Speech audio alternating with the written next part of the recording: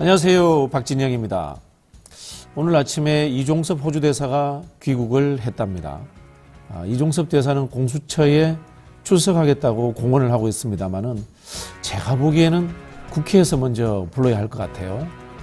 이종섭 대사의 출국금지 해제 과정에서 만약에 대통령실의 외압이라든가 지시가 있었다면 이거는 국기문란 사건에 해당될 수도 있는 겁니다.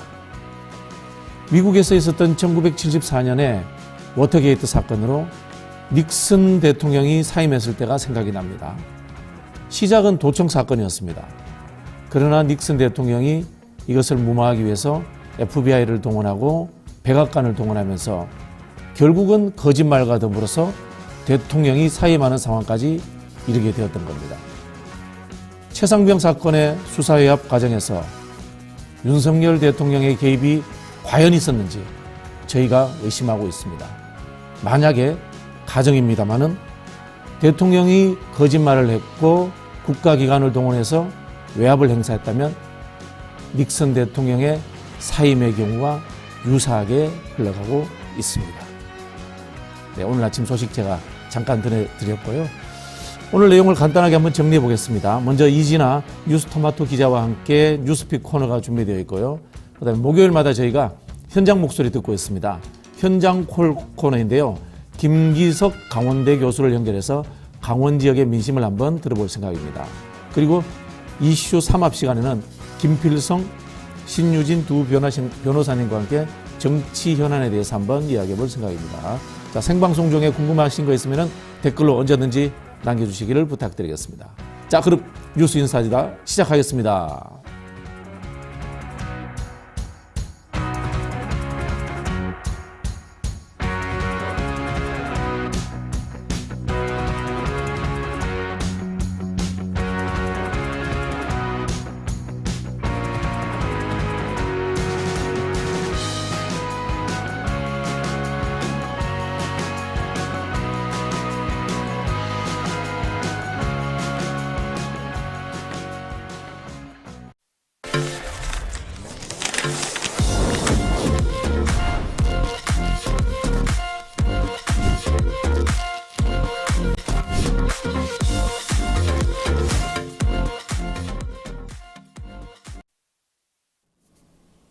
근데 아침에 뉴스가 많은데요.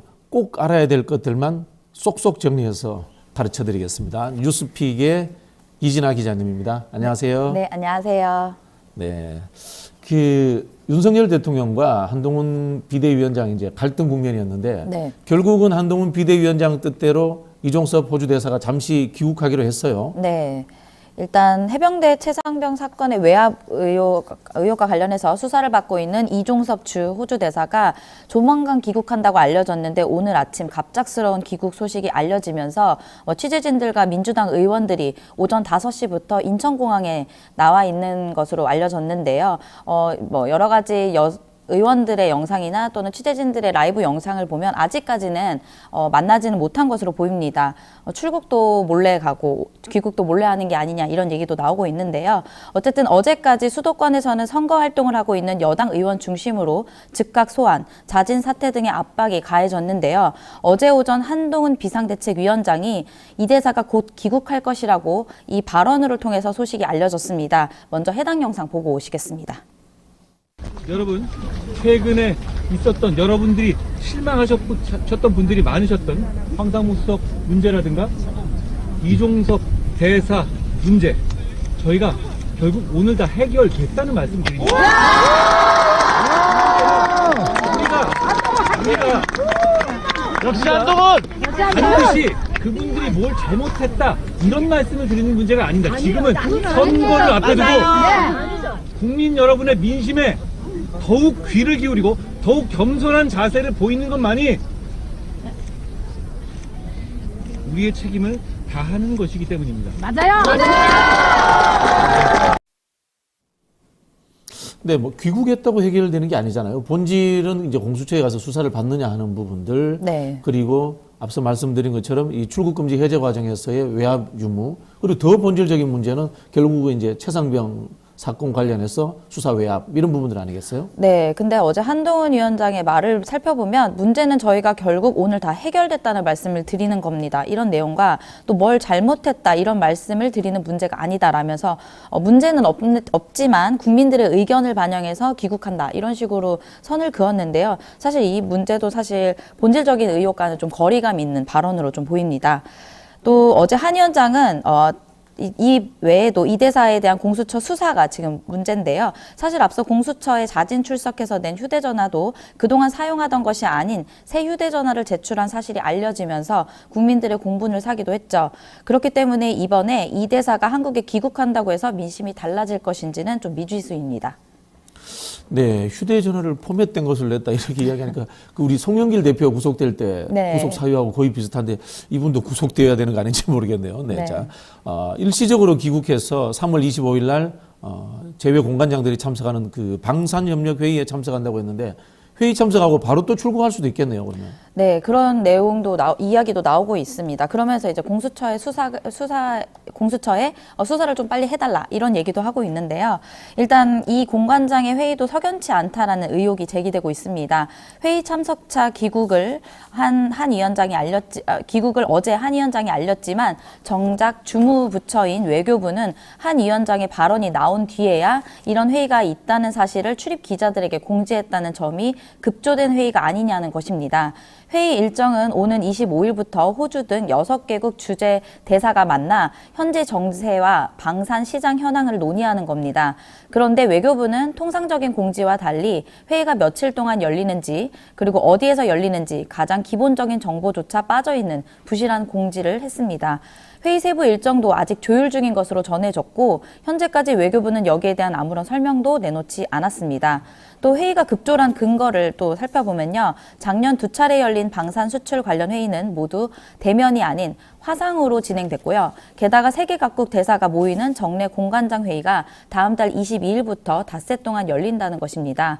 또 이 기간 동안 관련 대사들이 모여 방산 관련 회의를 따로 여는 것이 통상적인 관례인데 다음 달에 회의를 해도 되는 상황에서 굳이 한 달이나 앞당겨서 호주를 포함해 6개국 대사를 따로 부를 이유가 없다는 것이 의혹의 핵심입니다. 국민들이 느끼기에는 이종섭 대사 귀국을 위해서 일부러 만들었다. 뭐 그런 느낌이 드네요. 네. 네. 자, 그런데 이제 이종섭 대사 쪽에서 공수처에다가 이제 조사기일이죠. 네. 정해달라고 의견을 냈는데, 야, 이것도 또 이 송영길 대표가 갑자기 소환되네요. 네. 송영길 대표가 본인을 수사해달라고 파리에서 귀국했을 때 법무부에서 무슨 이야기를 했냐면요. 네. 쇼핑하듯이 본인이 수사받는 게 어디 있느냐. 네. 그런 이야기를 했는데 이게 현실적으로 가능한가요, 지금? 가능하지 않을 것 같은데 원래는 이제 공수처도 좀 난감한 상황인 것 같습니다. 사실상 공수처에 대한 수사 압박으로 해석되는 지점이라는 지적도 나오고요. 하지만 공수처는 이 대사의 귀국 사실 자체도 언론을 통해서 알게 됐다고 했습니다. 공수처 관계자는 어제 기자들을 만나서 이 대사 측이 먼저 언제 입국해 국내에 며칠간 머무를지 등을 알려와야 그때부터 뭔가 조사를 할 수 있도록 검토를 할 수 있을 것인데 현재 시점에서는 아무것도 받은 게 없는 상황이라면서 이 당황스러운 상황을 설명했습니다. 또 아직 다른 관계자 조사와 휴대전화 분석도 이뤄지지 않아서 귀국한다고 해서 곧바로 공수처 조사가 어려운 상황이라고 전했습니다. 네, 다른 또 사회적 이슈로 한번 넘어가 보겠습니다. 의대 정원 문제인데요. 정부가 이제 2,000명을 늘린다고 했단 말이에요.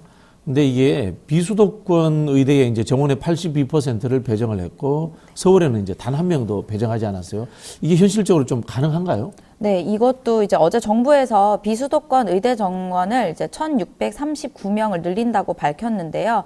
현재 의대 증원 2,000명 중에 82%가 달하는 건데 반면에 인천과 경기도에서는 18%만 증원하기로 했고 서울 지역 의대에서는 단 한 명도 배정하지 않았습니다.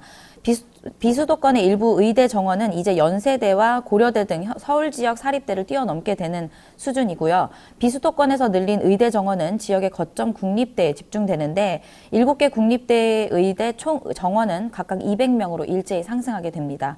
이와 함께 정부는 교육받을 의대생이 늘어나는 만큼 오는 2027년까지 국립대 의대 교원도 1,000명 정도 늘리기로 했는데 정부는 2,000명의 증원이 필수 의료와 지방 의료를 살리기 위한 최소한의 숫자라고 필요하다고 거듭 강조했습니다. 이 발표로 정부는 의료개혁 극한 갈등 속에서 2,000명의 증언에 사실상 마침표를 찍은 것인데요. 다만 배정 규모를 결정한 심사위원회의 구성이나 기준을 공개하지 않은 채 심사를 5일 만에 발표를 서둘렀다는 점에서 좀 논란은 계속될 것으로 보입니다. 그러면 이제 학생은 일단 늘리는데 가르치는 교수님은 천천히 늘린다. 네. 누가 가르쳐요? 네, 그런 것 때문에도 어제 이야기가 계속 나왔습니다. 의대 증원에 대해서 반발한 의대생들과 의사 단체들이 정책 강행 자체를 비판하면서 입장을 냈는데요. 이들은 의학을 이렇게 배울 수는 없다면서 학생들은 부족한 해부용 시체라고 하죠. 이게 카데바라는 것인데 이제 카데바로 해부 실습도 제대로 못하고 형식적인 실습을 돌면서 강제 진급으로 의사가 될 것이라고 했습니다. 또 정부는 일방적인 발표를 절대 인정하지 않으며 학생들은 절대 물러나지 않을 것이라고 덧붙였는데요. 정부 방침의 변화가 없자 의사 단체들은 연대해서 대응할 것을 또 시사하기도 했습니다. 그간 단체들은 의대 정원 증원 정책에서 개별적으로 좀 대응을 했는데 이번 발표를 통해서 단체 간의 공동 대응 움직임을 좀 보이고 있습니다. 저희가 이제 의대 정원을 확대한다고 하니까요. 이게 이제 보건복지부 문제인 것 같은데 사실은 이게 대학 문제와 또 연결되어 있지 않습니까? 네, 맞습니다. 이런 식으로 불가능할 것 같은데 뭐 여러 가지 관문들이 아직 많이 남아있을 것 같은데요. 네, 아직 절차는 좀 남아 있는데요. 일단 대학에 통보해야 되는 것과 한국대학교육협의회 승인, 그 다음에 2025학년도에 대입 전형 시행 계획 변경까지가 남아 있습니다.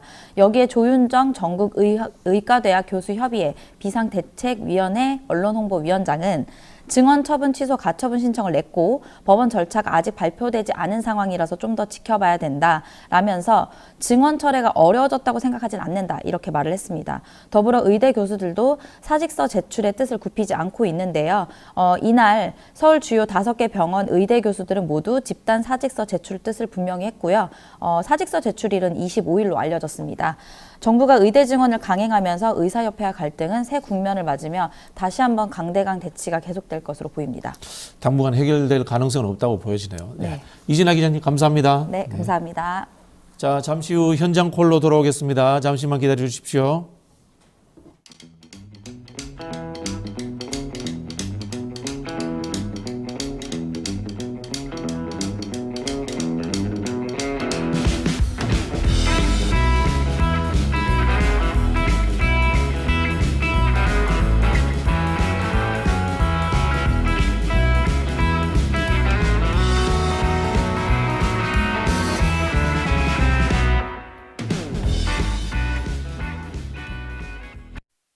매일 10시 1시간만 투자하면 내 계좌도 10배거.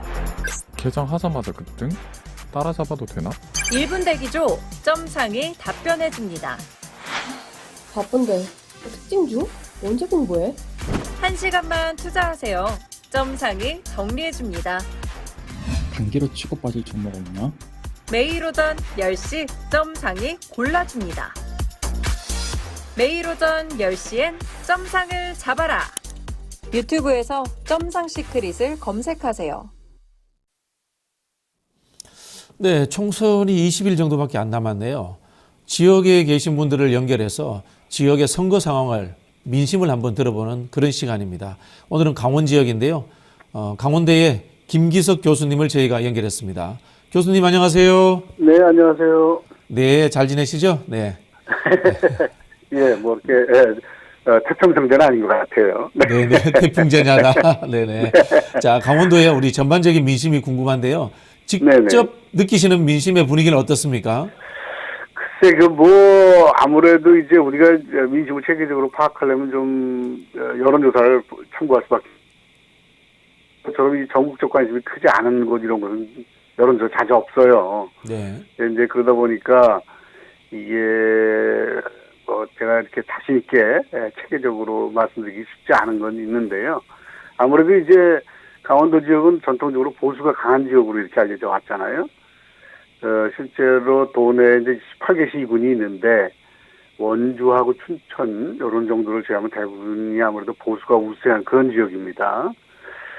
근데 이제 이번 선거는 이제 윤석열 정부에 대한 중간 평가나 심판의 의미가 강하고 그런 분위기 강원도도 있는 것 같습니다. 이제 전에는 출범 이후에 윤석열 대통령에 대한 긍정평가가 항상 전국 평균보다 높았거든요, 강원도가. 근데 최근에는 나빠졌어요, 급격히. 그래서 전국 평균과 별로 차이가 나지 않는 상태고요. 뭐 선거구에 따라 조금씩 차이가 있긴 합니다. 정당 지지도는 여전히 국힘이 높은 지역이 많습니다. 이제 군 지역은 특히 그렇고요. 그 춘천, 갑, 원주울 같은데 이제 민주당 현역이 두 분이 계신데 이런 지역고 또 원주, 갑 정도만 민주당이 어느 정도 균형을 맞추고 있는 그런 형태죠. 예. 또 비례대표에서 조국 혁신당 바람도 강원도도 만만치 않고요. 뭐 그런 상태입니다. 네. 뭐 전국적인 분위기와 비슷하네요. 네. 네, 자, 거의 비슷합니다. 네, 그중에 이제 격전지 금방 말씀하신 춘천 갑인데요. 여기가 춘천뿐만이 아니라 철원, 화천, 양구가 포함되어 있어요. 그러다 보니까 이제 그렇죠. 도농복합 선거구가 됐는데 민주당이 허영 의원이 현역입니다. 네, 국민의힘은 김혜란 후보인데 네. 여기는 분위기가 어때요? 허영 의원이 수성할 것 같은가요? 그래서 이제 하여간 지난 두 번 선거가 여기는 김진태 대 허영 구도로 치러졌어요. 김진태 앞에 두번 도지사. 선거. 네네. 그렇습니다. 그래서 이제 1승 1패가 됐죠. 그 이제 김진태 전 의원이 패배 후에 도지사가 되는 바람에 이번에 이제 정치 신인이라고 할 수 있는 김혜란 변호사가 그 당내 비례대표 의원을 했던 노영호 의원을 경선에서 물리쳤죠. 이제 그러다 보니까 최근 두 번 선거에는 없었던 새로운 대결 구도가 만들어졌어요. 지역에서는 이제 어떤 얘기들이 많냐면, 예컨대 이제 허영 의원 같은 경우에는 원래 출신이 양구입니다. 아, 근데 이제 예전에 김진태 의원은 이제 경상북도가 본래 출신이었잖아요. 그래서 이제 출신 문제가 별로 없었는데, 이게 김혜란 의원은 춘천 토박이거든요. 이제 그러니까 그쪽에서는 아무래도 춘천 출신 아니지 않나 뭐 이런 분위기를 일으키려고 하는 게 아닌가 하는 생각이 있고요. 강원도 내에서도 이제 소지역주의를 불러일으키네요. 있습니다. 그 뭐 다 어느 지역이나 다 비슷할 텐데 다 있고요. 뭐 물론 이제 두 분 다 뭐 여기서 이제 고등학교를 나왔기 때문에 큰 문제는 아닌데 아무래도 좀 시니어분들한테는 그런 얘기가 확 먹혀버리죠. 이제 그래서 그런 얘기가 좀 있는 것 같고. 또 이제 남성 대 여성이라는 것도 생겼잖아요. 그러니까 기존엔 처음으로 이제 강원도에 춘천에 여성 후보가 나왔어요. 그러다 보니까 또 이분이 춘천여고 출신이에요. 네. 근데 아시지만 지역이라는 게 여기 춘천이면 춘천고, 춘천여고 이런 데가 이게 이제 해경원이 상당히 강하거든요. 근데 김진태 지사는 성수고등학교고 그다음에 허영 후보는 강원고등학교라고 이 춘고나 춘여고가 아니란 말이죠. 이제 그래서 이게 예를 들면 뭐 춘천고 춘여고 대 비춘고 춘여고 뭐 이런 식의 강원고등학교 유복여고 출신이고 한데요. 이제 그런 새로운 형태의 대결 구도가 생겼어요. 이제 그런데 현재까지는 아무래도 이제 뭐 이분이 새로 나오신 분이고 하기 때문에 인지도 같은 면에서 허영 의원이 앞서 있는데 후보로 되고 난 다음에는 양진영이 급속하게 결속되는 그런 그 분위기다. 결집되는 분위기다. 이런 얘기들이 이제 많이 나타나고 있고 여론조사 결과도 굉장히 붙어있다 이런 얘기들이 많습니다. 허영 의원 입장에서는 뭐 소지역주의라든가 뭐 학교 간 대결이라든가 이쪽으로 흐르는 것보다는 결국은 정권 심판놀이라는 정치 선거로 끌고 가는 게 좀 그나마 해볼만 하겠네요. 그렇죠. 이제 그렇기도 하고 그 다음에 이제 허영 의원 같은 경우에 예결위에 두 번이나 들어가고 그런 실적이 있어요. 그러다 보니까 이제 이 지역을 위해서 뭐 예산을 끌어왔다든가 뭐 이런 기존 말하는 현역 의원의 프리미엄 같은 게 좀 있죠. 이제 그런 것들을 이용해서 선거를 해야 되고 역시 이번에는 정치 선거로 가야 되는 거 아닌가 하는 생각을 저도 하고 있죠. 네. 자, 그럼 두 번째 원주로 한번 넘어가 보겠습니다. 원주에 원주 갑인데요. 원창무 네네. 후보가 이제 민주당 시장 출신입니다. 그렇습니다. 국민의힘 박정아 현역 의원이죠. 네네. 재대결을 펼치게 되는데 자, 여기는 판세가 어떻습니까? 네. 네, 여기는 이제 그 원래는 이제 민주당이 좀 강한 지역이긴 해요. 거기에 이제 아파트 밀집 지역도 꽤 있는 도심 지역도 있기 때문에 그런데 이제 지난번에 이광재 의원이 도지사를 출마하면서 이제 의원직을 던졌고 그래서 이제 이루어졌던 보궐선거에서 원창묵, 박정아 이 대결이 있었던 것이죠. 근데 이제 박정아 후보가 이겼습니다. 왜냐하면 국회의원을 만들어줬더니 나가서 딴짓한다 뭐 이런 식의 지역 정서가 좀 있었던 것 같아요. 네. 그러니까 이제 최근까지 실시된 여론조사들은 아무래도 원창국 후보가 좀 유리하지 않나 이런 것들이 있긴 있습니다. 여기는 아무래도 지역 정서가 그래서요. 그래서 제가 생각하기에는 원주 갑 정도는 굉장히 수도권화돼 있어요. 네, 혁신도시도 인접해 있고. 네. 그렇습니다. 예. 그러다 보니까 수도권 분위기에 직접적인 영향을 많이 받는데요. 지역의 얘기는 이런 겁니다. 이제 박정화 의원이 당대변인도 하고 비대위 대변인도 하고 뭐 그렇잖아요. 그렇다 보니까 유명하죠. 예. 그러니까 개인적으로 굉장히 유명해졌어요. 근데 중앙 정치에 너무 집중하면서 지역구 관리가 미흡했지 않냐 하는 이런 비판들이 좀 있습니다. 그리고 원장 후보의 경우에는 이제 원주시장 3선을 했는데 아시겠지만은 지자체장 3선을 하게 되면 아무래도 이런저런 얘기가 있게 마련이고 또 너무 익숙하다 보니까 참신함이 떨어지는 그런 문제가 좀 있죠. 상대적으로 뭐 조직은 셀 거 아닙니까? 그렇죠. 그러니까 이제 그런 장점이 있는 반면에 아무래도 확산성 이런 측면에서는 좀 떨어질 수도 있어요. 아무래도 이제 반대하는 분들도 꽤 많이 생기고 하기 때문에 이제 그래서 여기도 지금 뭐 최근 여론조사들을 보면 상당히 접전인 그런 상태이죠. 네. 아무래도 여기는 뭐 제가 보기에는 박정화 의원이 현직이 되고 난 다음에도 사실은 지역구에 많이 내려서 활동하지 않은 바람에 박정화라는 이름은 알아도 이분이 원주 자기 지역구 의원인지 모르는 분도 많은 것 같아요. 보니까. 그래서 아무래도 여기는 조금 민주당이 조금 나간 지역이 아닌가 하는 생각을 하고 있습니다. 원주 같은 경우에는 이제 가불이 비슷하게 같이 움직이는 그런 여론이 만들어지나요? 선거를 하면요? 아무래도 그렇죠. 근데 이제 이게 강원도가 이제 되게 군 지역이라든가 여러 개를 합쳐서 이렇게 지역 인구가 얼마 안 되기 때문에 선거구를 만드는데 원주만 유일하게 둘로 나눠져 있어요.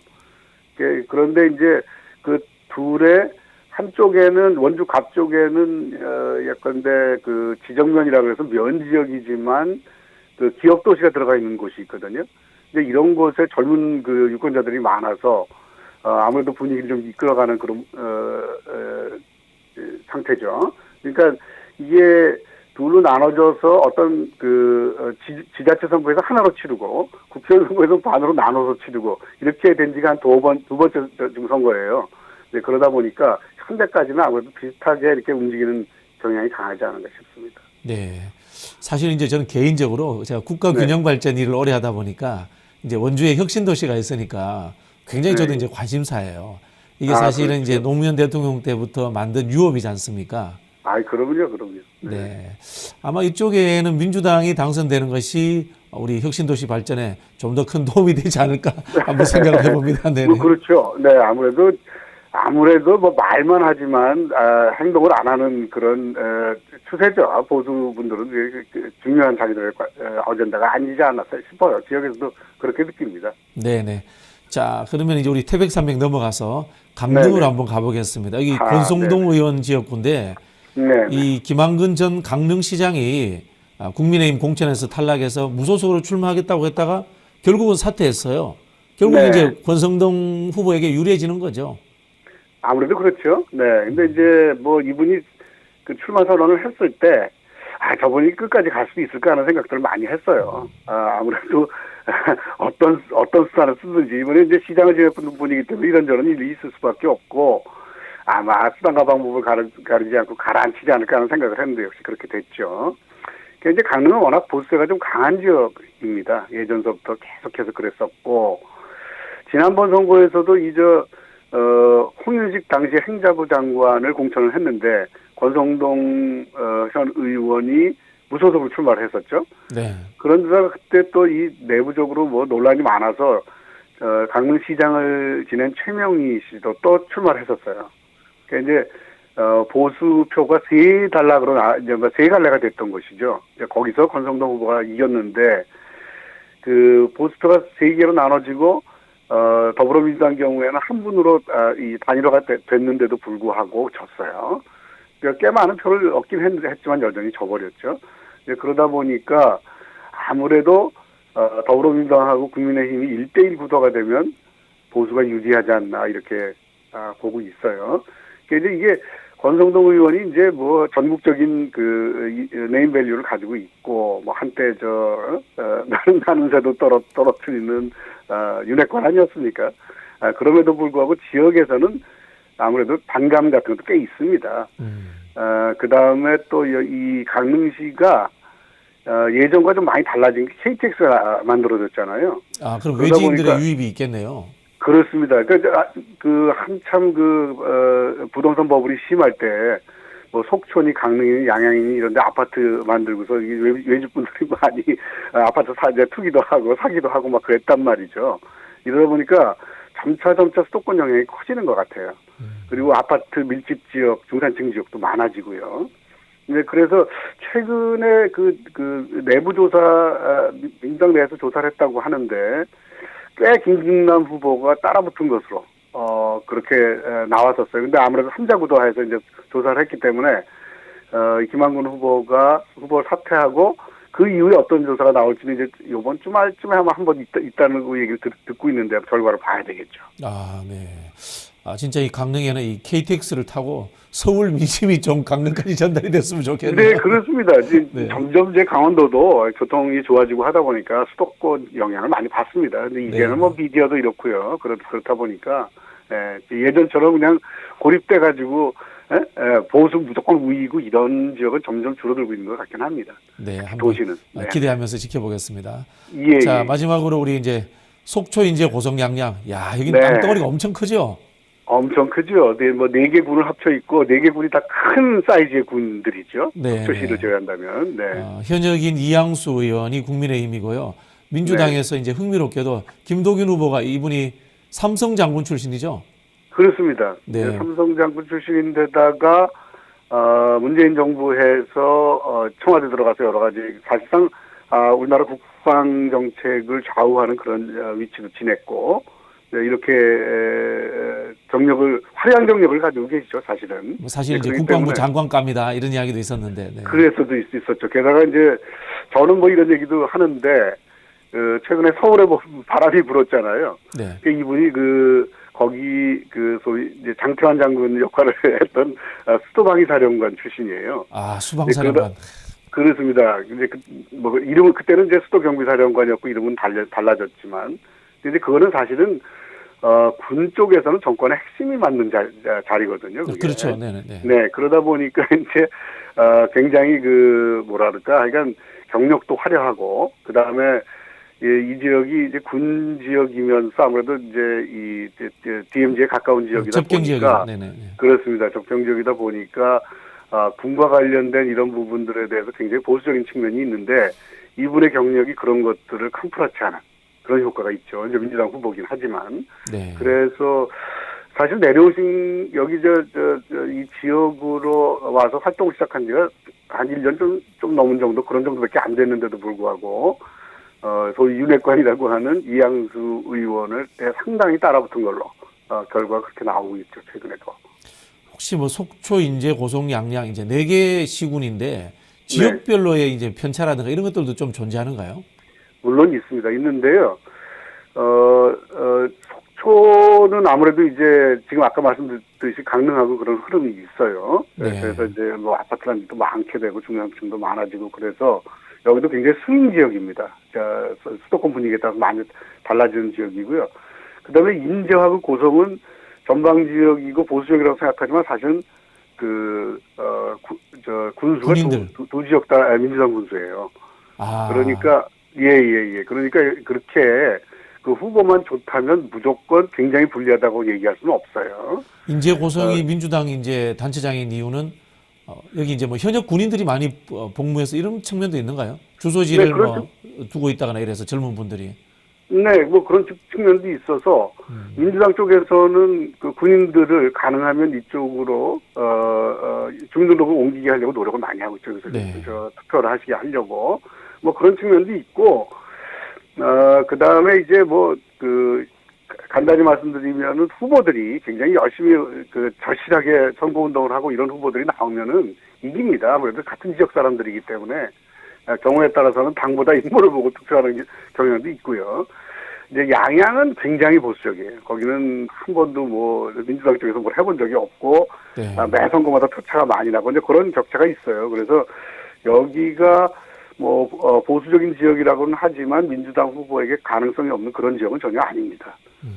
그래서 지난번 같은 경우도 후보가 좀 약하지 않았냐 이런 얘기들이 좀 있었는데 이번에는 꽤 그 경력도 갖추고 그다음에 저도 한번 뵀는데 굉장히 인품이 좋으시더라고요. 이게 군인답지 않게 소탈하고 이제 그런 측면이 있어요. 이제 지역은 그런 게 통하거든요. 네네. 이제 그러다 보니까 상당히 여기도 접전 지역으로 가 있는 그런 상태라고 보고 있습니다. 일단 뭐 지역이 아주 이제 최적화된 후보를 민주당에 공천한 거네요. 네. 그렇습니다. 그러니까 이제 어제 속초군하고 잠시 얘기를 나눴는데 속초 선거상 이렇게 분위기가 좋았던 적은 별로 없었던 것 같아요. 이렇게 말씀하시더라고요. 네. 네, 김동인 후보 후보가 저희가 한번 좋으니까. 네, 그렇습니다. 기대하고 한번 그렇습니다. 지켜보겠습니다. 네. 예. 자, 마지막으로 이게 전반적인 이야기를 한번 해주셔야 될 것 같은데요. 네, 이제 네. 강원 지역이 선거구가 8개입니다. 현재는 이제 민주당이 2석이에요. 춘천에 하나, 원주에 하나 이런데 우리 교수님 보시기에는 민주당이 좀 더 숫자를 늘릴 수 있을 것 같은가요? 이제 지금 말씀드렸듯이 이제 춘천에 철원 화천 양구를 묶어서 가불로 이렇게 나눠져 있고 이제 춘천 일부 5개 동이 6개 동이 들어가 있죠. 그렇게 돼 있고 그다음에 원주는 이제 원주 자체가 둘로 나눠져 있고 춘천 갑 허영 의원이 있는 원주을 송기현 의원이 있는 원주을 그다음에 원주갑 정도는 민주당이 조금 가능성이 꽤 있어 보이고요. 그다음에 속인 고향은 굉장히 팽팽합니다. 지금 현재. 그다음에 춘천을은 아무래도 이제 철원 화천 양구가 합쳐 있고 춘천은 동이 몇 개 안 되니까 거기는 아무래도 보수세가 좀 강한 편인 것 같이 보이고요. 그다음에 동태삼정이라고 저희는 그러는데 동해, 태백, 삼척, 정선 여기하고 홍천, 행성, 영월, 평창 이렇게 묶여 있는 군 지역이 있는데 여기는 아무래도 현재까지도 국힘이 어느 정도 우세한 이런 정도의 판세로 보여요. 그러니까 이제 제가 보기에는 뭐 어차피 6개 지역구에서는 다 도전자 입장 아닙니까? 현역의 프리미엄이 있을 수밖에 없고요. 그래서 어려운 건 사실이고 그런데 아무래도 진보적 성향이 어느 정도 갖추고 있는 중도층 이것도 강원도에서 꽤 되거든요. 이분들이 얼마나 투표에 참여해 주시는가 이 투표의 포인트라고 보고 있어가지고 이들의 투표를 독려하는 부분 이런 부분들이 좀 이루어져야 되지 않을까 하는 생각이 듭니다. 네, 결국 이야기를 들어보니까 여촌야도네요. 군 단위 지역은 국민의힘이 우세하고 시 지역은 네네. 민주당이 우세한 뭐 그런 느낌인 것 같은데. 네, 근데 예전엔 그게 아무래도 이제 뭐 예컨대 관권이라든가 뭐 이런 측면이 강했잖아요. 그렇죠. 지금 그런 것보다는 인구 변화입니다. 네. 그래서 강원도도 이제 60, 70대로 넘어가게 되면은 보수가 70% 이상 보수 선거를 하시거든요. 그런데 군 단위는 지금 뭐 거의 40% 이상 돼요. 고령화 지수가 45% 막 이렇게 됩니다. 그러다 보니까 아무래도 노령화 되신 분들이 인구의 많은 부분을 차지하기 때문에 그런 현상이 벌어지고 있습니다. 결과적으로 마찬가지로 여촌야도. 네. 네, 결과적으로 저는 도촌진보다 이렇게 표현합니다. 네. 뭐 교수님도 이야기하셨습니다만은 도시 지역의 이 젊은 층들의 투표율을 높이는 것이 관건일 것 같거든요. 그렇습니다. 결국은 여기도 이제 전체적으로 저희가 이제 정권 심판론을 얼마나 불러일으키느냐 이게 뭐 핵심 이슈가 될 것 같은가요?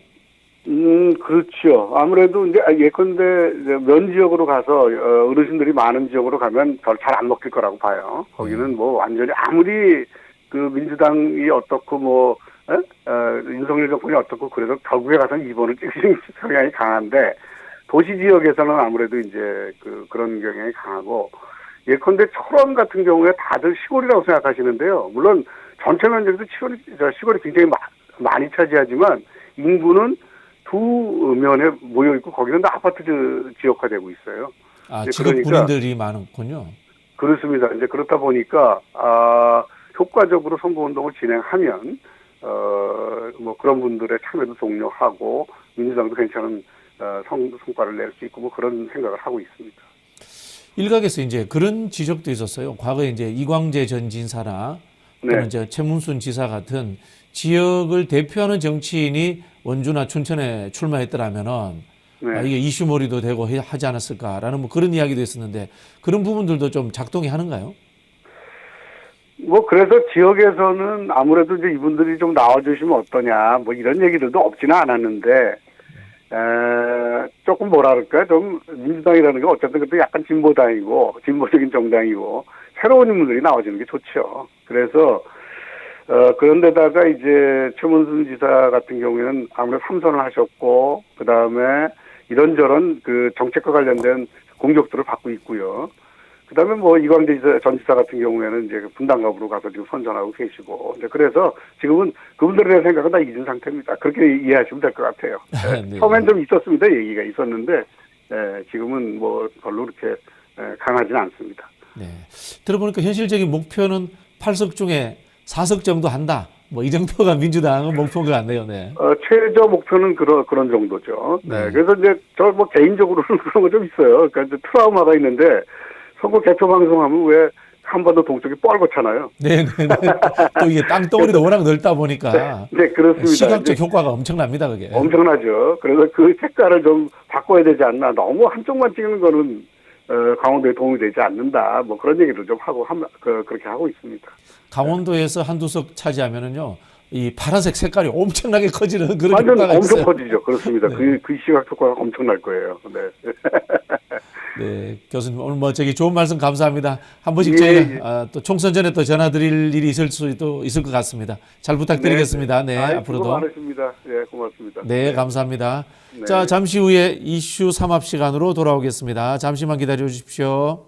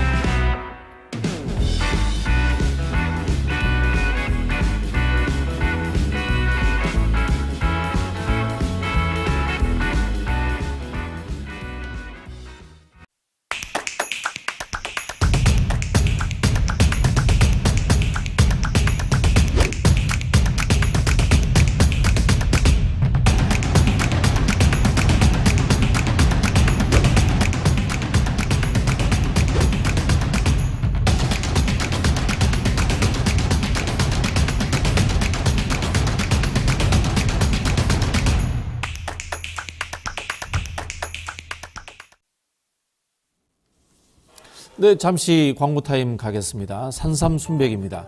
기력 활력의 끝판왕 산삼순백입니다. 산삼순백은 인삼을 산에 옮겨시면 묘종삼이 아닙니다. 이 지리산에 직접 씨를 뿌린 시종 산양상삼을 사용한 100% 액기스입니다. 함양 지리산 동북향에서 비료나 농약이 전혀 없이 7년근 산양상삼만을 사용을 했고요. 그래서 이제 사포닌 종류와 압도적인 함량을 자랑하고 있습니다. 산삼순백 한 박스에는 7년근 산양상삼, 이 발음이 어렵네, 산삼이. 예, 30뿌리 분량의 사포닌이 들어있고요. 컴파운드 K 강화로 흡수율도 아주 높답니다. 3중마개의 위생적인 앰플방으로 포장되어 있어 편리하게 섭취하고 안전하게 보관이 가능합니다. 게다가 가격도요, 홍삼 가격과 비슷하답니다. 산삼순백 원+1 사은품으로 구성되어 있고요. 사은품으로 침향원과 당장 케어 중 한 가지를 선택하실 수 있습니다. 최상의 제품을 최적의 가격으로 드리고 있습니다. 사랑하는 부모님, 고마운 분들께 꼭 선물하시고요. 그리고 새로운 계절을 맞이해서 열심히 살아가고 있는 나 자신을 위해서도 아름다운 갈색 액기스 산삼순맥을 선물하시기를 권해드립니다. 전화번호 1666-1080 네이버 검색 산삼순백입니다. 자, 바로 이슈 3합으로 가보겠습니다. 길필성 변호사님하고 신유진 변호사님 나오셨습니다. 안녕하세요. 네, 안녕하세요. 다 제가 처음 뵙는 분들인 네, 것 같아요. 그렇습니다. 예. 네. 예. 저도 이 시장에 한 3, 4년 있었는데 네. 예. 고정 질문부터 한번 시작을 해보겠습니다. 한 주 동안에 가장 인상 깊게 본 이슈가 어떤 것이 있었는가요? 저는 대파 한 단에 875원. 이 정도 가격이면 그냥 합리적인 거라고 생각이 된다. 그냥 합리적인 거라고 생각이 된다. 어느 시대를 살고 있는지 모르겠어요. 대파 한 단에 875원. 이 생각이 나더라고요. 한덕수 총리가 택시비가 1,000원이다. 기본 요금 택시비가 1,000원이다. 라고 했던 발언이 작년에 있었는데, 대파 요금이 875원이 합리적이라는 대통령의 그 총리가 아닌가라는 생각이 들어서, 대파가 다 품절이 났대요. 대파 품절나무로 불러드리고 싶습니다. 참 결국은 이제 민생이다 이런 이야기를 하신 거네요. 네. 지금 이제 수많은 정치적 이슈들이 있습니다만은 과거에 이제 클린턴 대통령이 그런 이야기 했잖아요. 바보야, 문제는 경제야. 딱 그런 느낌이 나네요. 네. 전혀 물가라든지 민생이라든지 살림살이에 대해서 전혀 모르고 있기 때문에 물가를 잡는다라는 개념이 아마 없을 거예요. 아, 이렇게 싼데 이거 더 이상 어떻게 낮춰? 옆에서 거들면서 뭐 이 정도 가격이면 합리적인 거다라고 하니까 뭐 근데 여기 하나로마트에서만 그러고 다른 데서는 안 그런 거 아니냐? 그랬더니 옆에 있던 장관이 5대 마트는 다 합니다. 그래서 하나로마트가 부랴부랴 원래는 이제 20일까지만 어제까지만 할인 행사를 그렇게 하려고 했는데 문제가 커지자 27일까지 행사를 이어가겠다. 대파 가격 875원 행사를 27일까지 이어가겠다라고 하는데 사람들이 너무 많이 몰리니까 1인당 판매 개수도 제한하고 있다고 합니다. 그 마트는 대파 때문에 이번에 적자를 좀 보겠네요. 근데 안 그래도 제가 어제 수원에 재판을 갔다가 네. 제가 수원 그 법원 근처에 한우로마트가 있어요. 대파를 사가야 되나? 이런 생각을 했는데 시간이 양대점에서만 합니다. 그래서 근데 이게 사실 단순히 이게 가격을 모른다는 이런 문제를 떠나서 네. 지금 이 이야기는 대통령실 주변에 대통령 참모들이 정확한 물가 상황이나 이런 것들에 대해서 대통령한테 전달하지 않고 있다는 말로 들리거든요. 그렇죠. 이 이야기는 대통령이 현재 문제인식 자체를 못하고 있다는 거라서 이게 인플레이션 문제는 문제인식을 하고 그리고 치밀하게 경제계획을 세워서 접근하려도 사실 쉽지 않은 문제인데 아예 문제인식을 이렇게 대통령을 속이고 있으면 과연 문제 해결이 가능할까? 이 민생 문제는 과연 해결하는 게 접근할 수는 있을까? 이런 생각이 좀 들었어요. 근데 그거를 보고를 안 했다는 걸로 핑계를 삼기에는 본인이 이렇게 말했어요. 제가 평소에 시장을 많이 봐봐서 본인이 다 알고 있다. 이분이 라면 끓이는 게 취미인데 라면에 넣고 대파 넣을 거 아닙니까? 라면 대파 안 넣은 지 오래됐습니다. 핑계를 대지 못해. 저도 장을 보는데. 네. 결국 우리 이제 역사적으로 네. 혼군, 훌륭하지 못한 임금은 간신과 같이 온다. 네. 이런 이야기가 있거든요. 결국 참모들이 제대로 보고를 안 하니까 대통령이 더 혼군에 가까워지는 거죠. 네. 그러면서 이제 자신이 그 경제 정책에 대해서 박정희 전 대통령의 그 경제 정책을 지금 벤치마킹하고 있다라고 하면서 창고에 가서 묵은 기록을 꺼내서 제가 먼지를 털고 꼼꼼하게 검토했다고 하는데 그러니까 물가도 1970년대에 머물러 있는 게 아닌가 전혀 모르고 있다. 네. 기가 찹니다. 네. 죽은 박정희 대통령이 벌떡 일어나겠습니다. 자, 이제 최근 정치권 이슈부터 한번 돌아보려고 하는데요. 황상무 수석입니다. 결국 이제 사의를 표명했습니다.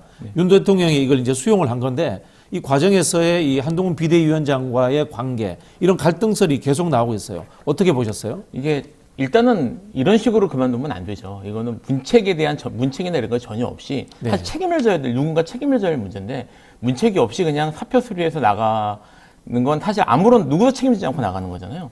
뭐 나갔다가 얼마 있다가 다시 들어올 수 있는 거고. 그래서 이게 지금 마치 이제 언론이나 이런 데서 뭐 봉합된 것처럼 얘기를 하는 느낌이 좀 있는데 전 전혀 봉합된 게 없다는 생각이 하나 있고요. 이와 별개로 이제 한동훈 위원장과의 충돌 사실 이게 기억하시겠지만 초기에 한 달쯤 전에 이제 한동훈 위원장하고 또 충돌하는 그런 게 있었는데 극적인 이런 폴더 인사로 이렇게 봉합되는 사실 그때 이런 얘기가 있었어요. 인사하는 걸로 봉합될 문제인가? 사실은 이게 한동훈 위원장이 인사를 제대로 하지 않아서 문제가 됐던 게 아니잖아요.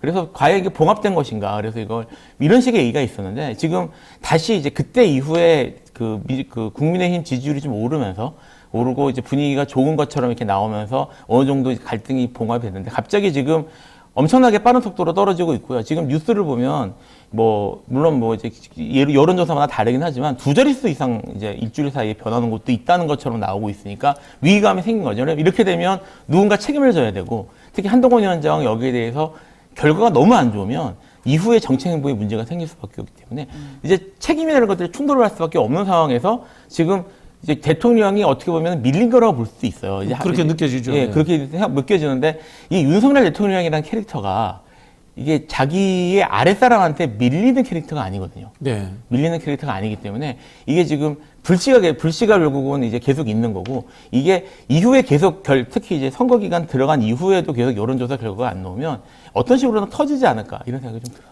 아, 그러면 이제 우리 변호사님 보시기에는 지난번에 이제 디올백 사태 같은 경우에는 한동훈 비대위원장이 이제 지적을 하면서 국민의힘 지지율이 올랐어요. 그죠? 그렇게 봤는데 이거는 결국은 오히려 지지율이 떨어진다. 지지율이 오를 가능성은 높지 않을 것 같습니다. 지금 언론이 열심히 얘기를 하고 있지만 사실 이제 좀 이따 얘기도 나오기 때문에 이제 이종섭 이제 들어오잖아요. 이게 이런 식으로 봉합하는 듯한 모습을 보이려고 하는데 이게 지금은 명백하게 이게 보인단 말이에요. 그러니까 예를 황상무 수석 같은 건 말씀드린 것처럼 저거 뭐 책임 아무것도 안 지고 저렇게 하면 다시 뭐 예를 들어 한 달이 더 돌아올 수도 있는 거고요. 전혀 문제가 없잖아요. 마찬가지로 이분도 이렇게 들어오는데 슬그머니 쏙 들어왔다가 나 들어왔으니까 이제 문제 없어 하고 나가면 국민들이 사실은 다 알 수 있는 상황이란 말이에요. 책임 있는 모습을 보이지 않고 있거든요. 그래서 저는 크게 이렇게 지지율이나 아니면 이런 뭐 지금 흐름에 이런 이제 선거의 흐름에 큰 긍정적인 영향을 못 줄 것 같아요. 두 분 보시기에는 이번 사건은 약속 대련이 아니고 실제로 갈등이고 이 갈등은 마음속 깊이 내재되어 있을 것이다. 뭐 이렇게 이제 보시는 거네요. 그렇죠. 그리고 사실은 이 황상무 수석이나 이종섭 호주대사의 문제점에 대해서 대통령이 먼저 뭐 자각을 하는 게 아니라 여당의 요구를 들어줬다라고 지금 보도가 됐어요. 여당의 요구를 들어줬으니 비례대표 순번 문제에 대해서 여당에서 정리를 해줘야 되는 거 아니냐. 이게 보도가 됐습니다. 그런 식의 이제 딜로 이렇게 대통령실에서 생각한다는 거예요? 네, 지금 동아일보에서 이렇게 보도를 했는데요. 아니 지금 이게 지금 딜을 할 것인가, 과연 이게 딜을 해서 정리할 것인가에 대한 문제잖아요. 황상무 수석이라든지 이종섭 호주대사가 과연 비례대표, 국민의 미래죠. 비례대표 순번을 정하는 거와 교환하는 그 등가성이 있는 문제인가에 대해서 이거 심각한데 이렇게 인터뷰를 한 것이 지금 보도가 됐기 때문에 그게 만약 근데 사실이면 네. 당무 개입인데요, 대통령실에. 그래서 선거 개입입니다. 박근혜 대통령 탄핵 사유 중에 일부였습니다. 네. 지금 말씀하신 것처럼 두 가지 심각한 문제가 있는 거죠. 첫째는 지금 이제 이게 정말 대통령이 이런 문제들 때문에 잘못을 인정하고 여기에 대해서 책임 있는 모습을 그렇죠. 보이기 위해서 한 게 아니라 딜을 하기 위해서 하면 지금 말씀드렸던 것처럼 일을 하는 게 국민들에게 아무 의미가 없는 거예요. 또 하나 중요한 게 지금 당무 개입, 선거 개입이잖아요. 그렇죠. 그러니까 여기에 대해서 대놓고 선거 개입을 하는 얘기인데 대통령실에서 비례대표 순번을 요구한다는 얘기잖아요. 이거는 심각한 문제이고 현재 지금 정권 아직 중간에 안 지났기 때문에 당장은 이게 무슨 뭐 수사가 된다거나 이러기는 어려울 수 있겠지만 나중에 이런 것들이 차곡차곡 쌓여서 결국은 심각한 문제가 될 수 있는 이런 발언들이에요. 사실. 그렇죠. 그리고 이제 그것에 대해서는 그 주기한 그 전 국민의힘 광주시당위원장 이 사람에 대해서 당무 개입 이런 것보다도 당에 공헌한 바가 크기 때문에 공천을 줘야 된다라는 당에 공헌한 바를 왜 대통령실에서 이야기하죠? 그렇습니다. 이거를 지금 이렇게 대놓고 한다는 게 굉장히 이게 뭐지 하는 생각이 들고 또 한 가지는 이철규 의원도 아주 이제 강도 높게 한동훈 위원장과 지금 굉장히 대립각을 세우지 않았습니까? 그렇죠. 네. 전화 통화로 고성이 오갔다 서로 뭐 그만두겠다라는 이야기까지 오갔다고 하는데 문제는 이철규 의원이 왜 비례대표 순번에 관여하냐라고 하니까 내가 월권이면 내가 관여할 수 없는 것이 월권이라면 한동훈 비대위원장도 월권이다. 이야, 그 이야기네요. 이게 제가 추정컨대 바지 사장이 왜 진짜 사장인 것처럼 행세해 네. 이야기를 한 거네요. 이철규 네, 의원이. 그렇습니다. 한동훈 비대위원장도 월권이고 장동혁 사무총장은 더더군다나 월권이다. 네. 관여할 수가 없는 것이다 원래. 그렇기 때문에 내가 월권이 아니다라고 이제 이야기를 했는데 이게 매우 의미심장하지 않나라는 생각이 듭니다. 당 대표와 당의 사무총장이 권한을 행사하면 월권이다. 네. 이 당은 당 대표와 사무총장이 바지다. 그러니까 이런 사실은 이제 물밑에서 자기들끼리 뭐 권력 다툼이나 이런 다툼이 있을 수는 있어요. 그거는 뭐 정당에서 있을 수 있다는 생각은 들 수 있는데 그렇죠. 네. 진짜 문제는 이게 지금 언론으로 노출돼서 국민이 다 보고 있다는 겁니다. 이 이야기는 국민의힘 내에서 최소한의 그런 주의나 아니면 그런 통제 같은 것도 전혀 이루어지지 않고 있다는 얘기예요. 국민 눈치를 전혀 안 보는 거죠. 그 당 자체도 지금 심각한 문제가 있다는 거고 그게 이거 말씀하시는 분들이 이 이야기가 얼마나 심각한 얘기인지를 인식하지 못하고 있다는 뜻일 수도 있어요. 이게 사실 검찰의 특징이거든요. 이게 무슨 얘기냐면 사건 같은 걸 해보면 검사들이 이거 위법한 거 아니야? 라는 생각이 드는 발언이나 이런 것들을 법정에서 또는 절차에서 되게 쉽게 하는 경우들이 있어요. 위법인지 유무를 뭐 내가 결정하니까. 예. 그러니까 사실은 그게 그렇게밖에 볼 수가 없어요. 나 이거 이렇게 했는데? 라고, 이거 저기 절차 위반인데요? 라는, 이게 제가 제가 이제 현재 검사를 한 적도 있거든요. 변호해 본 적도 있는데, 얘기를 들어보면 이분들이 일을 배우는 방식이 도제식으로 배운다고 합니다. 그러니까 절차를 펴놓고, 이 규정을 펴놓고 배우는 게 아니라, 네네. 선배한테 배우는 거예요. 네. 그러니까 이분들이 이런 절차, 사실은 이제 검사들하고 규정 펴놓고 논쟁을 해보면 검사들이 의외로 규정을 모르는 경우가 많아요. 도제식으로 배우기 때문에. 네. 근데 이분들이 그렇게 배워도 문제가 없는 이유가 자기들이 문제가 되면 문제 삼을 게 검찰이거든요. 그러니까 네. 이분들이 자기 통제받아본 경험이 없으니까 이런 식으로 하는 것, 자기들이 이렇게 얘기하는 것 이런 것들에 대한 뭐 자기 검열이나 또는 뭐 자기 통제 같은 게 잘 안 되더라고요. 뭐 어차피 전부 다 같은 편이니까. 예. 뭐. 근데 사실 지금 현 정권의 특징들이 이제 검찰 정부 이런 식의 비판을 받는데 제가 이게 이제 마인드부터 검찰을 벗어나지 못하고 있구나라고 생각하는 이유 중에 하나가 그런 모습들을 너무 쉽게 보여요. 지금 말씀하셨던 것처럼 선거 개입. 사실 이 선거 개입에 대해서는 윤석열 대통령하고 한동훈 이제 위원장이 잘 알 수밖에 없는 게 왜냐하면 특검에 들어갔던 분들이잖아요. 그렇죠. 다뤘던 분들이니까 알 수밖에 없음에도 불구하고 자기들이 그런 것들에 관여하고 있다는 것에 대해서 전혀 인식을 못하고 있거든요. 그러니까 좀 심각하다고 좀 봅니다. 네, 그렇군요. 자, 다음에 이제 이종섭 대사 이야기를 안 할 수가 없는데 오늘 이제 귀국한 듯 합니다. 네. 귀국을 했기 때문에 이제 공수처에서 본인이 가서 조사받겠다라고 이야기를 했는데 이 조사는 본인이 받고 싶으면 마음대로 가서 받을 수 있는 건가요, 이게? 아니 그러니까 수사 일정을 네. 내가 지금 들어왔으니 나를 지금 수사에 나오. 이게 말이 안 되잖아요. 그리고 지금 이종섭 대사가 호주로 간 것이 문제가 아니라 피의자 신분이라는 것, 그리고 수사를 받아서 지금 밝혀야 될 일이 지금 많은데 네. 그 많은 과정에서 대통령실의 개입, 이런 부분에 대해서 샅샅이 앞으로 대대적인 수사가 이루어져야 되지 않습니까?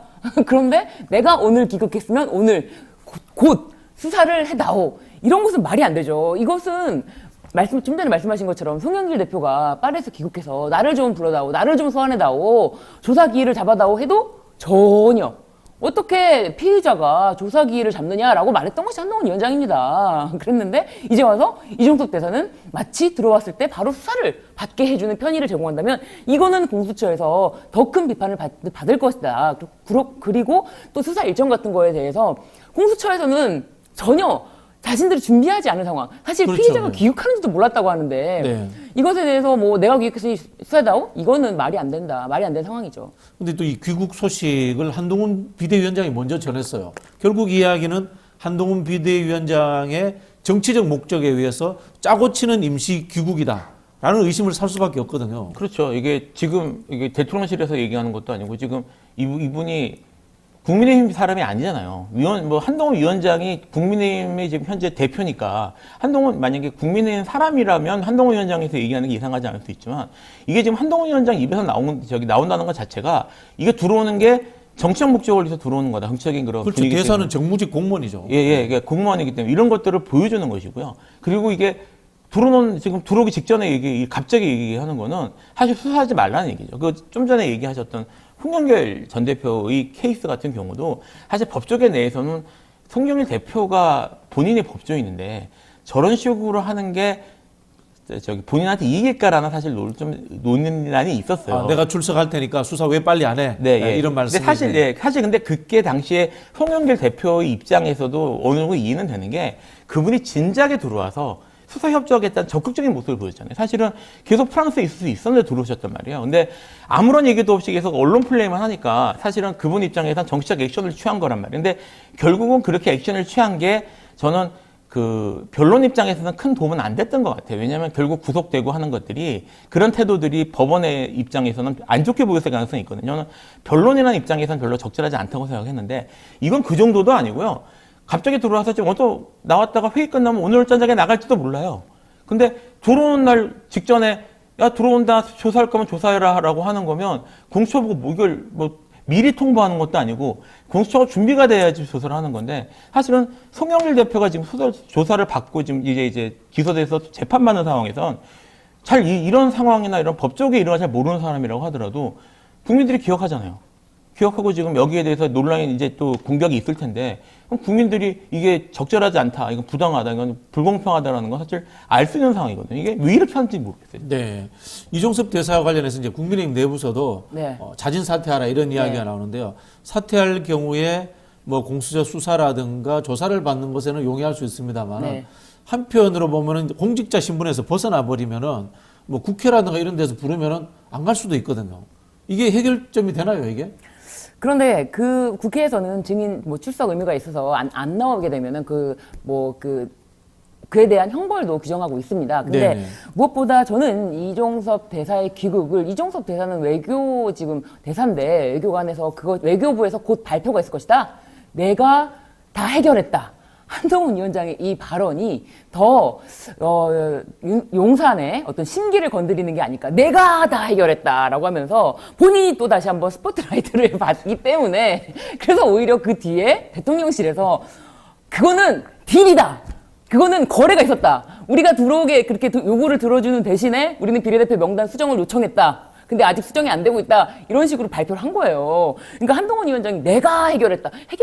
해결되게 하려면 이종섭 대사의 그 당시에 대통령실과의 통화라든지 대통령의 개입이 있는지까지 보시는 게 어떤가. 그렇다면 정말 해결됐다라고 말할 수도 있겠죠. 그런데 귀국만으로 뭐가 해결되는지 모르겠지만 그 스포트라이트를 한번 받기 위해서 또 한 번의 어떤 대통령과의 정면 충돌을 저는 진짜 이번 일을 계기로 해서 정면 충돌 같은 모습이지만 비껴가면서 굉장히 미운 털이 바뀌지 않을까. 내가 다 해결했다. 그 발언은 굉장히 심기를 건드릴 수 있다. 아니 이게 느낌으로는 이제 쇼는 그럴듯한데 네. 이거 보면 법치국가의 원칙을 위반하는 거예요. 그렇죠. 정당 대표가 네. 대사를 소환할 수 있다. 네. 이게 아무 생각 이해가 안 될 뿐더러 그다음에 이제 소환 당해준 행정부의 수장은 우리 대사를 소환해 줬으니까 비례대표 몇 석 내놔. 네. 이게 지금 법치주의 국가에서 가능한 그거를 얘기입니까, 발표하고 지금? 있습니다, 지금. 이게 지금 이제 선거 전국이니까 지금 계속 국내 정치 관점에서 이제 논의가 되고 있는데 이게 호주 입장에서는 진짜 기가 막힌 일입니다. 기가 막히죠. 이게 네. 이거 무슨 호주를 진짜 이 외교를 이렇게 하면 안 되거든요. 애초에 이제 그 이종섭 대사가 지명 이제 해가지고 갔을 때부터 처음에는 이제 이제 장관급이 장관 지낸 사람이 온다는 것 때문에 애초에 주목을 좀 받았다고 해요. 이게 이제 여기서부터 단초가 잘못 끼인 건데 애초에 주목받았는 사람이니까 호주 언론에서 관심을 가졌고 그래서 이제 이 부분이 사실은 한국 국내에서 문제된다는 게 크게 보도되고 있는데 이 지금 대사가 이 정치적 이유 때문에 자기 나라 대사인데 국내에 이렇게 막 들어갔다 오고 이것 때문에 딜이 되고 국내 정치 때문에 그것도 딜이 되는 과정에서 문제가 있고 이러다가 사표를 낸다거나 그만둔다거나 하면은 완전히 이 호주는 말 그대로 뭐가 되는 거 아닙니까? 무시되는 거 아니에요. 그러니까 이게 이 지금 상황이 국제적으로 문제될 수 있다는 걸 사실 좀 인식해야 될 것 같아요. 저는 사실은 자진 사퇴의 문제가 아니라 귀국의 문제가 아니라 휴대전화를 그 당시에 쓰던 거를 제출하지 않고 다른 거를 제출했고 그리고 이렇게 갑작스럽게 자신의 어떤 출국 일정에 맞춰서 공수처에게 그냥 통보하듯이 내가 뭐 필요하면 들어오겠다 이런 식의 어떤 그런 것은 피의자라면은 절대 있을 수 없는 일이고 그렇게 했다면 구속영장 청구 사유거든요. 증거인멸 송영길 도주우려. 대표도 네. 휴대폰을 과거 것을 안 냈다라고 해서 네. 이제 구속영장 사유에 적시됐어요. 네, 그게 바로 구속영장 사유거든요. 그래서 공수처에서 지금 조사를 하고자 하는 의지가 있다면 구속영장 청구를 해야 되지 않을까. 저는 그렇게 생각합니다. 그래서 자진 사퇴해서 어디를 숨을까 걱정하는 국민들이 있다면은 신변을 확보해야죠. 구속을 해서 신변을 확보해야 다른 더 잡음이 나오는 것을 방지할 수 있다. 그렇게 보여지고요. 사실 뭐 걱정하는 외교 문제 이런 건 애초에 피의자를 거기를 보낸 것 자체가 문제였기 그렇죠. 때문에 그것에 대한 후속 조치는 온전히 정부의 책임이 아닌가.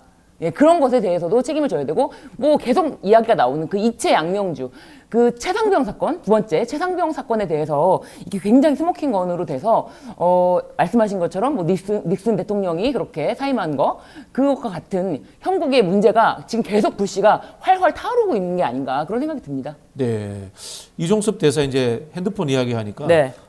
한동훈 비대위원장이 귀국시켰다고 했잖아요. 네. 핸드폰 없애는 방법을 가르쳐 주지 않았을까? 라는 의심이 듭니다. 비번도 안 까신 분이니까. 네. 자, 그리고 이제 여기서 저희가 놓치지 말아야 될 게 네. 결국은 이제 출국 금지 해제되는 과정에서 네. 심의위원회를 하게 되잖아요. 그 과정에 만약에 대통령실이라든가 정부 고위 쪽에 어떤 뭐 외압이 있었다. 이러면 이게 또 이 국기문란 사건이 되는 거 아닙니까 이게? 이 자체가 사실 이제 말씀하신 것처럼 이게 이제 직권남용 문제가 될 가능성이 있죠. 이게 범인 도피, 직권남용이 지금 계속 문제가 될 수 있고요. 이게 대사가 나가는 문제인데 대통령실이 관여하지 않았을 수가 없거든요. 여기에 대해서. 그래서 사실 이게 나중에 뭐 어떻게 될지는 실제 진실이 뭔지는 아직 밝혀지지 못했지만 결국은 수사가 될 수밖에 없는 문제로 봅니다. 이 정권이 끝날 때쯤에 돼서는. 그래서 이거는 사실 불씨로 계속 남아있을 것 같아요. 네. 지금 이제 공수처처장 자리가 3달째 공석인데요.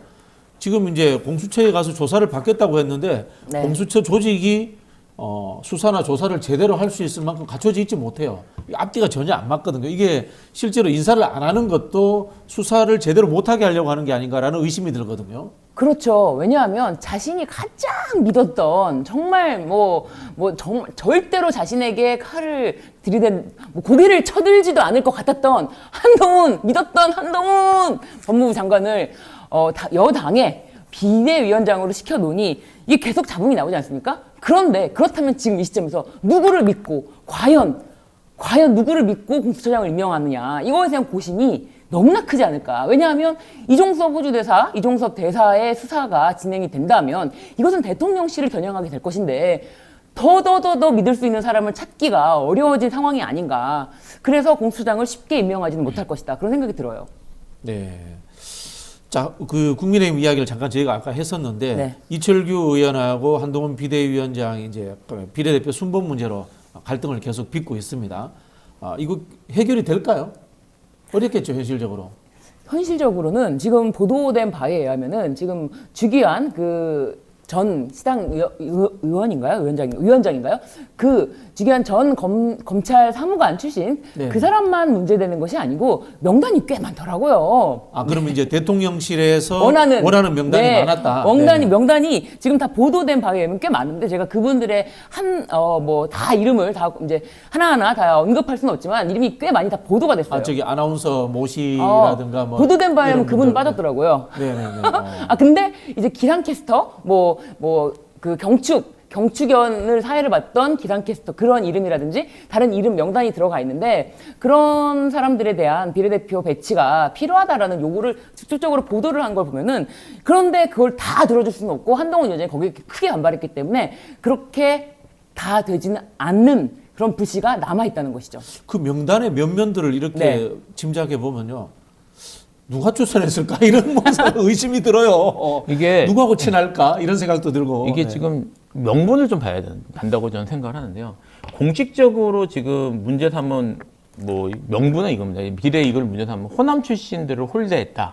이런 것들이 사실 명분이거든요. 근데 이거 하고 나서 지금 이제 국민의 미래죠. 이름이 제가 아직 낯설어서. 국민의 미래. 예, 국민의 미래에서 호남 출신들을 일부 조정을 했어요. 그러니까 이게 지금 명분에 대해서 대응하나 답변하는 모습을 보였거든요. 그러니까 여기에 대해서 그래도 부족하다, 마음에 들지 않는다는 얘기를 하려면 이쪽에서 그럴듯한 명분이 나와야 되는데 사실 나올 게 별로 없을 것 같아요, 저는. 그러니까 그럼에도 불구하고 계속 시비를 건다면 이건 진짜 내용이죠.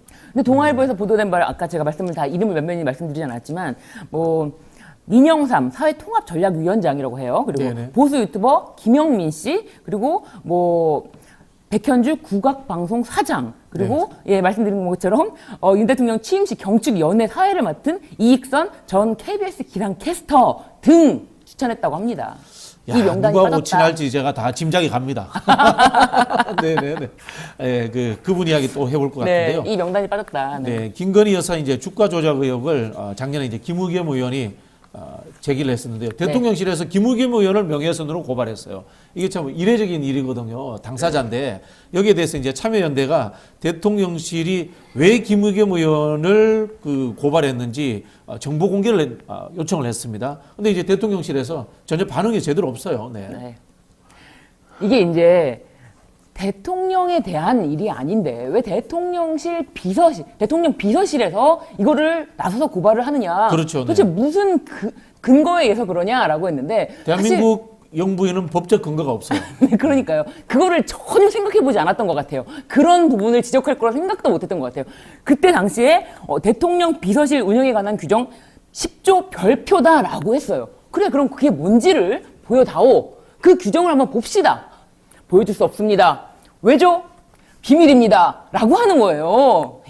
이게 비밀이라는 게 정말 터무니가 없는데 이것을 비밀이라고 해서 이제 정보공개 청구 소송을 합니다. 그 규정을 보여달라, 규정을. 그랬더니 이것을 보여주는 것은 안 된다라면서 계속 우기다가 재판부에서도 이런 거는 단순히 대통령 비서실의 업무 분장을 업무 분장표 내규죠, 내규. 업무 분장을 구체화한 건데 이게 왜 정보 공개가 안 되냐?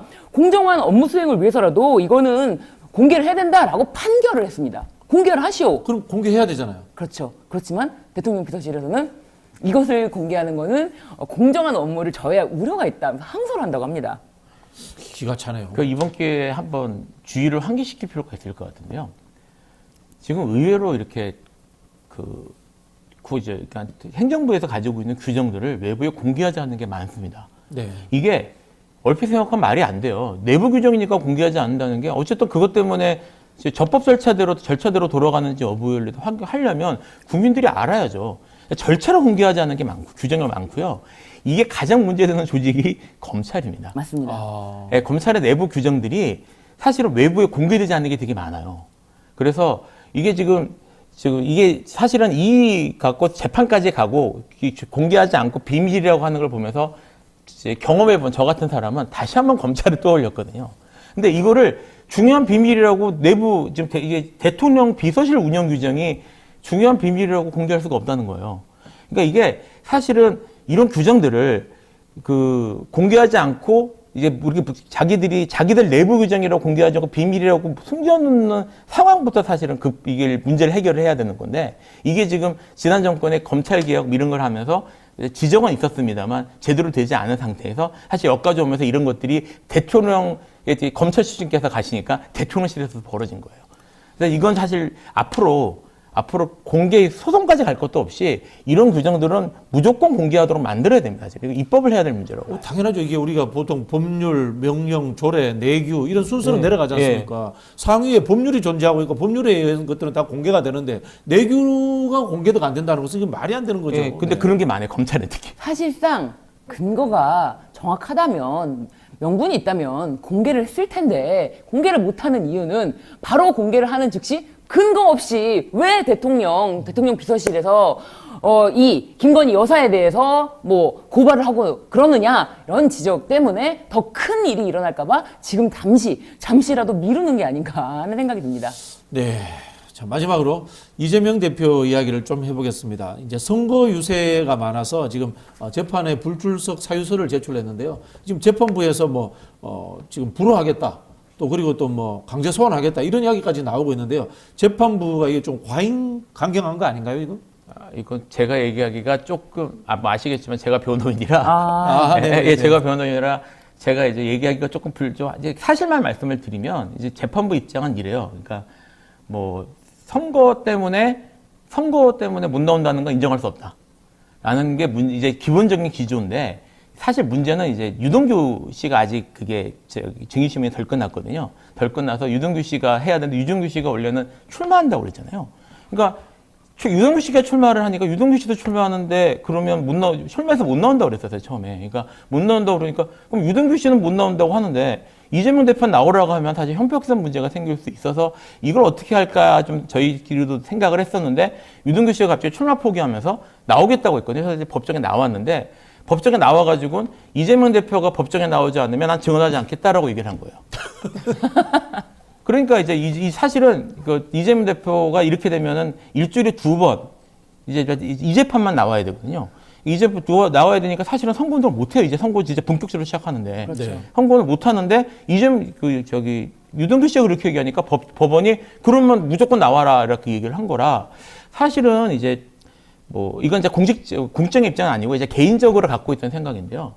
이게 어쨌든 야당의 대표잖아요. 야당의 대표고 단순히 이 개인적 일반적인 정치인이 아니라 지금 그 여당의 카운터파트로서 지금 중요한 역할을 하고 있는 정치인이고 그 정당 정치, 특히 이제 그 입법부에서 되게 중요한 역할을 하고 있는 사람인데 법원에서 부르고 검찰에서 부르면 무조건 나와야 된다는 게 사실은 이제까지 입장이었어요. 자기들이 더 중요하다는 거예요. 그래서 사실 전 개인적으로 사법부가 입법부를 너무 무시하는 게 아닌가 생각이 개인적으로 있었는데 여기에 대해서 크게 문제 삼지 말자는 게 일단은 재판에 최대한 협조하자는 게 이제 내부의 이제 논의였기 때문에 저희가 이걸 계속 따랐거든요. 근데 이렇게까지 해서 아예 선거운동을 막아버리겠다고 하는 게 적절한지 여부는 개인적으로 좀 의문입니다. 한편으로 도이치모터스 사건은요, 1월에 공판이 있었는데 특별한 사유 없이 그 총선 이후로 다음 재판 기일을 잡았거든요. 4월 22일이 재판 기일입니다. 김건희 씨가 총선 출마하나요? 왜 총선 이후에 출석하죠? 아니, 김건희 씨에 대한 수사 자체가 수사도 총선에 영향을 주기 때문에 수사도 하면 안 된다라고 하면서, 아니 정말 총선에 출마해서 당대표로서 뛰고 있는데 이 총선에 영향을 안 줄 수가 없잖아요. 재판 일정이라든지 이런 것에 대해서는 전혀 아무런 문제의식을 갖고 있지 않다는 게 저는 좀 놀라웠어요. 아니, 김건희 씨가 출마하나요? 왜 김건희 씨에 대한 수사도 총선에 영향을 미칠 정치적 공작이기 때문에 수사도 안 된다. 그것이 특검 반대 사유였잖아요. 제가 조금 입장이 그래서 저기 조금만 더 말씀을 드리면, 일단 제가 지금 말씀드렸던 뭐 사법부나 이런 것들은 전적으로 제 개인적인 생각이고요. 지금 이제 법원의 법원의 입장에 대해서 어떻게 대응할지에 대해서 아직 논의가 되진 않았습니다. 그래서 협조할 가능성도 있고요. 어떻게 진행될지는 공식적으로 아마 언론이나 이런 걸 통해서 나갈 거라고 생각을 하죠. 제가 한 말은 개인적인 생각이라는 걸 다시 한번 말씀드리겠습니다. 네, 알겠습니다. 저도 개인적으로 한 말씀 드리면요. 정당도 헌법에서 규정된 기관이에요.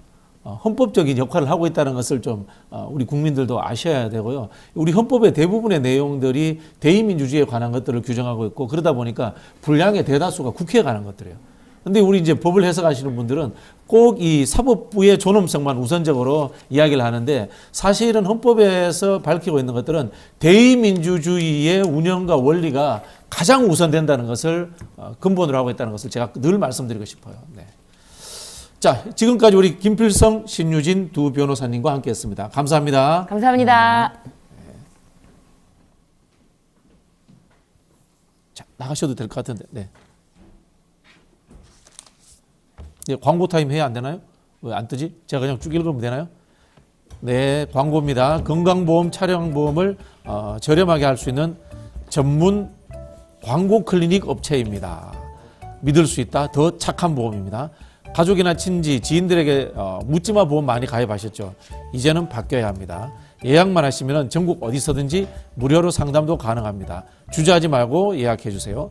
상담 예약은 대표전화 1644-1236, 010-7612-3303입니다. 24시간 언제든지 문자나 카톡을 남겨주시면 확인 후에 연락드린다고 합니다. 자, 네.